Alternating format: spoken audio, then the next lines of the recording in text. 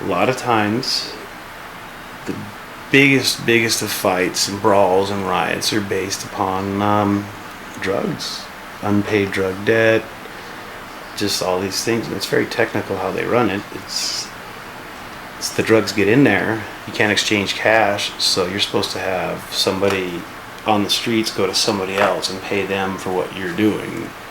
And so if that doesn't happen, then all of a sudden there's this large amount of tension, and that's like when the biggest like race wars explode. But I mean, there's several different reasons. It's stupidest things like territory, like where your tables were in the day room where you're supposed to hang out, and it's like, okay, at one point the dominating group got the best areas closest to the television and more phone use than everybody else, and periodically there's a power struggle, and once that happens, everybody's involved, and it turns into a riot. It's a riot situation. It's lockdown. The cops come in with batons and rubber bullets and pepper spray, and they try to contain it that way. But sometimes it's just the dumbest thing. It's just two people with a disagreement that didn't follow the rules as far as like intermingling between groups you're not supposed to, and then they get mad at each other.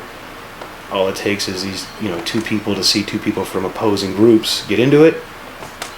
They make a call, and all of a sudden, it just within seconds, you just see people descending from everywhere, and it just turns into chaos immediately. It's pretty crazy in there.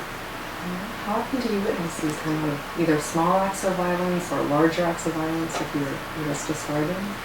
Well, small acts of violence, like individual brawls and stuff, could be several a week.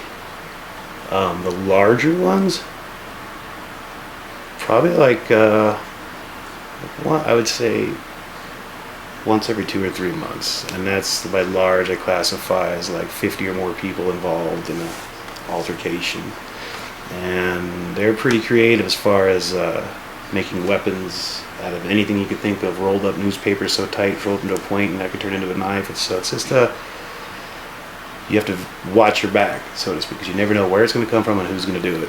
And especially with these gangs, they're the hierarchy, and so these younger kids that are trying to make names for themselves, what better way to do it than in the name of their people and go and stab an enemy or hurt an enemy or kill an enemy or just prove a point. So there's a lot of